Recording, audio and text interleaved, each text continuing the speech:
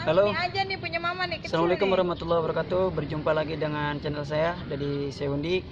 Gimana kabarnya teman-teman hari ini? Semakin baik dan semakin sangat baik. Itu yang saya harapkan dari teman-teman. Mudah-mudahan pada hari ini teman-teman sudah bisa berubah dan sudah ada yang dirubah, terutama adalah merubah pola pikir teman-teman ke arah lebih yang positif ya, seperti itu. Teman-teman yang mau sharing dengan saya, mangga di WA saya. WA saya nomornya ada dua, yang pertama adalah kartu tri dan yang kedua adalah kartu as. Nomor kartu tri saya ujungnya yaitu 411 dan nomor kartu as saya ujungnya adalah 2727 ya. Yang mau ke Facebook saya mangga silahkan, Tupai Rumpun Bambu.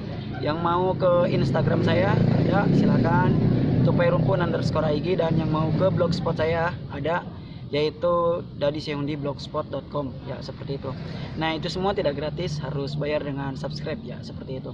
Nah teman-teman, kali ini saya akan membahas pertanyaan teman-teman yang mungkin akan saya jawab hari ini. Kita berbicara tentang masalah GERD dan anxiety, karena anxiety itu sesuatu hal yang menurut saya pribadi menakjubkan bagi para penderitanya, dimana anxiety itu adalah rasa cemas berlebih yang tidak bisa diungkapkan oleh kata-kata ya.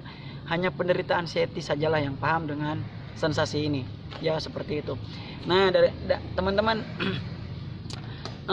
intinya dari segala sesuatu hal yang terjadi sama kita itu hanyalah sugesti, hanyalah perasaan, hanyalah yang dibuat-buat oleh diri kita sendiri ya, seperti itu. Nah, saya akan menjawab pertanyaan dari Mas Ahmad Rafi ya. Mas Ahmad Rafi ini bertanya sama saya, Pak, saya mau tanya, saat Bapak awal kena GERD dan anxiety, apakah sesak juga napasnya, Pak? Tolong pencerahannya. Jadi, nah teman-teman, kalau yang namanya anxiety ya, kalau misalkan sesak napas itu jangan kaget ya, jelas sekali. Bahkan ada orang gitu kan, termasuk saya pribadi, ketika saya kena anxiety itu dilarikan ke UGD gitu kan, dipakai apa ya, alat-alat semacam, di sini tuh ada yang kabel-kabel ya, ditempelin gitu kan, kemudian mulutnya pakai yang kabel begini juga, saya juga nggak tahu apa namanya, belum sempat nanyain gitu kan. Jadi bener nih Pak Ahmad Rafi, bahwa ketika memang saya kena awal saya terkena GERD dan anxiety itu ada sesak napasnya. Bahkan kita untuk menghirup udara saja di sini tuh sakit. Nah, kalau orang normal kan tidak ada sesuatu hal yang menyangkut gitu di dada seperti itu. Tetapi kalau orang yang anxiety biasanya ada gitu kan, seperti itu. Nah, jadi Pak Ahmad jelas ya, kalau misalkan kita terkena GERD dan anxiety pasti ya seperti itu, ada sesaknya. Tapi memang ada sebagian juga yang tidak ada sesaknya. Kemudian yang pertanyaan yang kedua yaitu dari Pauzi Ridwan ya.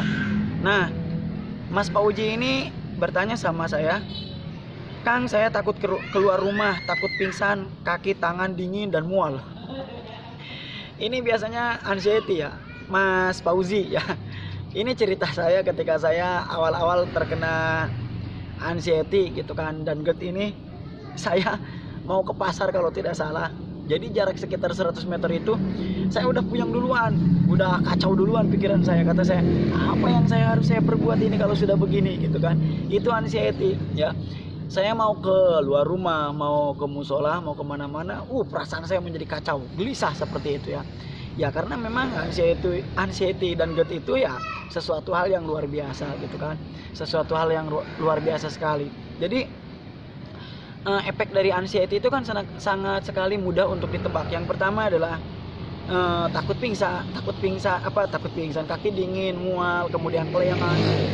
Kalau misalkan si masnya takut pingsan, si Mas Pauji ini, coba aja Mas ya keluar saja gitu kan, takut keluar rumah, takut pingsan, coba aja dulu, pingsan tidak?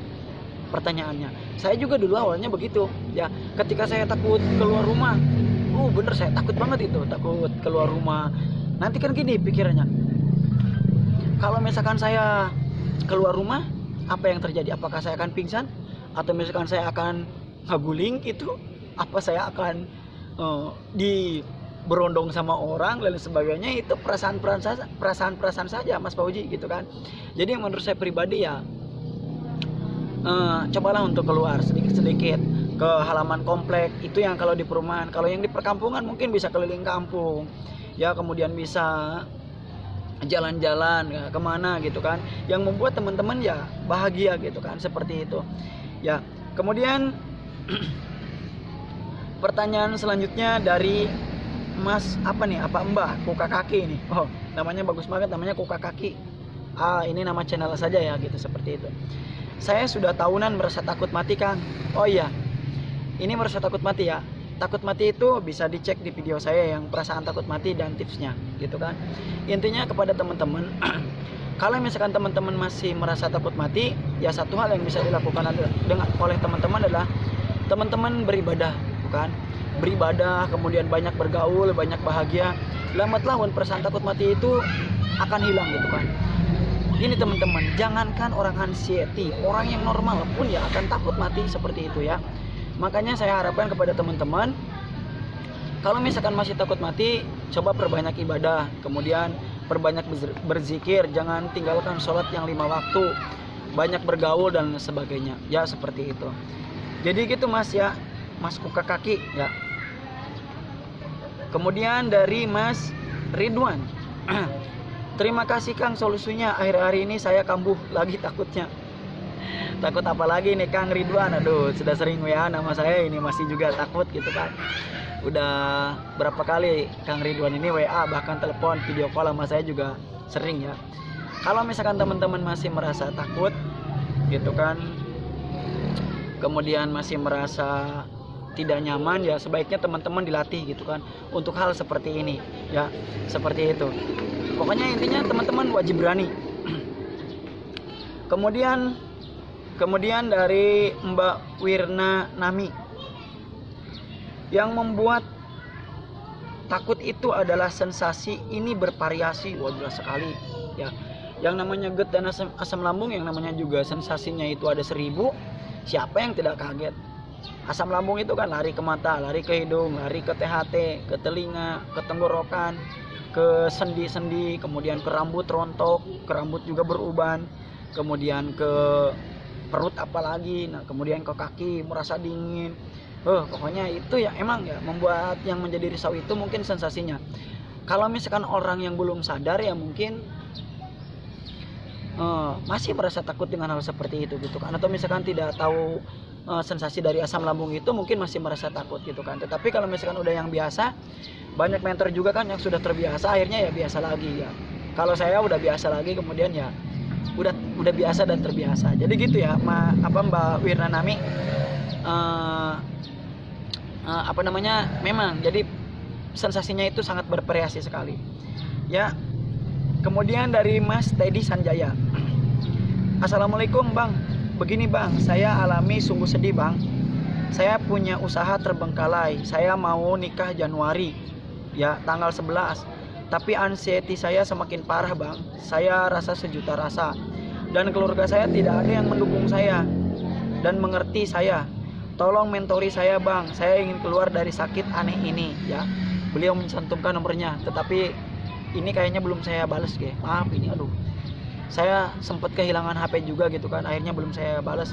Tetapi saya akan jawab langsung pertanyaan ini di vlog saya. Ya, jadi Mas, anxiety itu menurut saya pribadi harus diberanikan. Apalagi si Masnya ini mau menikah. Jadi menurut saya pribadi beranikanlah gitu kan apa yang ditakutkan. Apalagi si Mas mau menikah, udah siap menempuh hidup baru. Nah, adapun untuk yang keluarga yang tidak paham dengan kondisi kita, memang teman-teman ya, Mas Teddy, saya pribadi ya kalau dukungan dari keluarga itu ada, tetapi tidak sepenuhnya, karena saya pun ya banyak keluarga yang tidak paham dengan penyakit yang saya rasakan ini.